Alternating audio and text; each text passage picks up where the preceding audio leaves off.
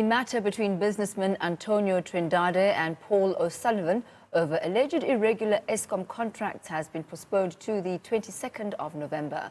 The court says the postponement will give Trindade time to respond to O'Sullivan's affidavits. Trindade appeared briefly in the Germiston Magistrate Court this morning, where he filed harassment charges against O'Sullivan. The court has given Trindade 2 months to respond to O'Sullivan's allegations that he had stolen money from Eskom through illegal contracts and that he was merely sending emails of demands and not harassing him.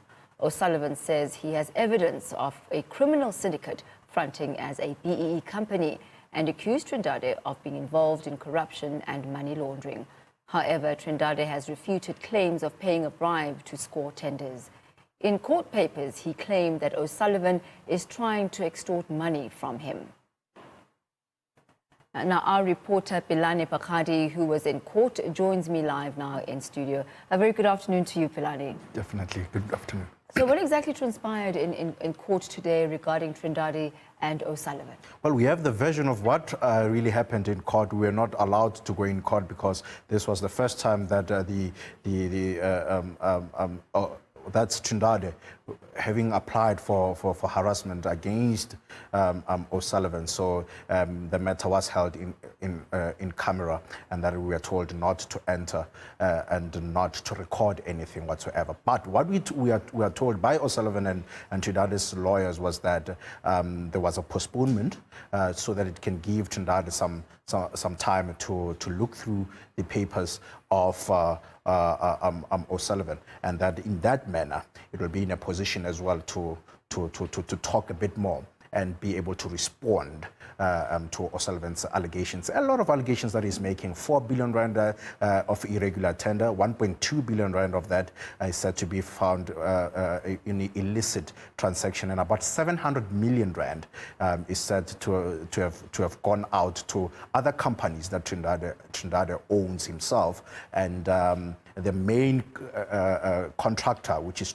Tubular Construction, does not even have a spade or a wheelbarrow to show the assets, that it was the holding company of one of Eskom's big contracts. That is 1.2 billion rand worth of a contract. So that's what O'Sullivan is trying to pin down Trindade of having stolen a lot of money. 1.2 billion is what he can trace, and about 700 billion he says he has a bit of traces as to where it had gone to other companies that Trindade himself owns. So what Trindade is saying is that in an effort to try and get answers to these questions, O'Sullivan has in fact been harassing him. He says he's been harassing him, and there's a list of emails that Newsroom Africa has seen. Of course, they were a bit strong in their tone of which they were written. They were written by O'Sullivan, demanding that Trindade pays back the money to Tubular Construction, and saying that O'Sullivan arguing that, well, I was not saying the money must be paid to me or my client,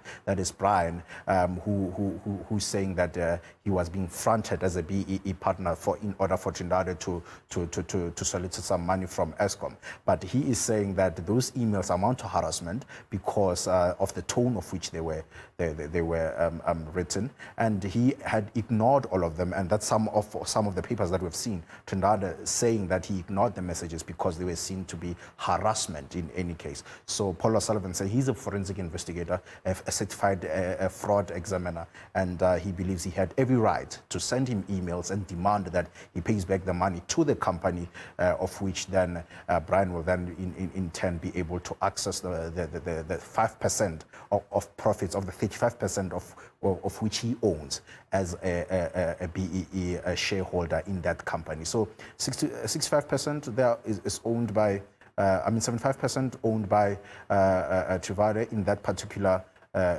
case, and in that company, Tubular, and the remaining 35% owned by Brian. And he now says he's been funded as a BEE, and there's a lot of money which went into his company and out, and never really saw anything in return, but was merely earning 150,000 rand a month.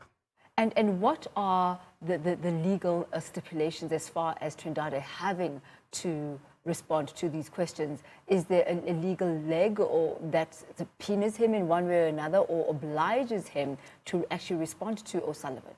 Not as yet. O'Sullivan has made recommendations to the NPA that he be charged for fraud and other criminalities, including corruption and money laundering.